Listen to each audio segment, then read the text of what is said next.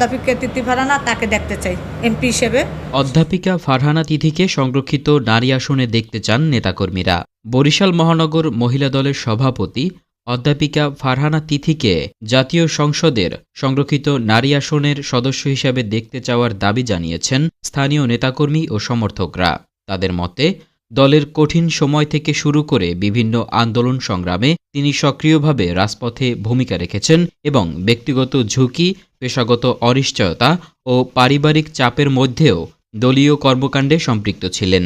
তৃতীয়া করোনার সময় আমাদের খোঁজখবর নিয়েছে, তাছাড়া অন্য কেউ আমাদের খোঁজখবর নেয়নি, আমাদের পাশেও আসে নাই। সে খুব ভালো মানুষ, সে আমাদের স্যাবলন সাবান দিচ্ছে, মাস্ক দিচ্ছে, তার মতো কেউ হয় না। নেতাকর্মীরা জানান, করোনাকালীন সময়ে তিনি নিজ উদ্যোগে অসহায় নারীদের আর্থিক সহায়তা, চিকিৎসা সহযোগিতা ও সামাজিক সহায়তা প্রদান করেন। ফারহানা তিথি আপু মেয়েদের অনেক বই খাতা বিনামূল্যে অনেক বই খাতা ও ফর্ম ফিল আপ করার সুযোগ করে দিয়েছেন। আমরা অনেক কৃতজ্ঞ তিথি আপুর প্রতি। শিক্ষা ও সাংগঠনিক দায়িত্ব পালন করতে গিয়ে একাধিকবার প্রশাসনিক চাপের মুখেও পড়েছেন বলে দাবি করা হয়েছে। তাদের অভিযোগ, রাজনৈতিক কর্মকাণ্ডকে কেন্দ্র করে তিনি ও তার পরিবার বিভিন্ন সময় হয়রানি ও ষড়যন্ত্রের শিকার হয়েছেন। এ বিষয়ে তারা সংশ্লিষ্ট কর্তৃপক্ষের কাছে সুষ্ঠু তদন্ত ও বিচার দাবি করেছেন।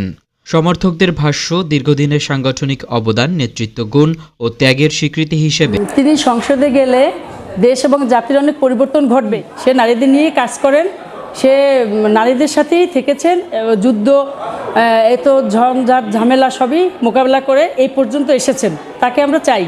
অধ্যাপিকা ফারহানা তিথিকে সংরক্ষিত নারী আসনে মনোনয়ন দেওয়া হলে তা দলের জন্য ইতিবাচক বার্তা বহন করবে। স্বৈরাচার আমলে আপু আমাদের অনেক সাহায্য সহযোগিতা করেছেন, যতটুকু পেরেছেন তার সাধ্যমতো সবাইকে সাহায্য করেছেন।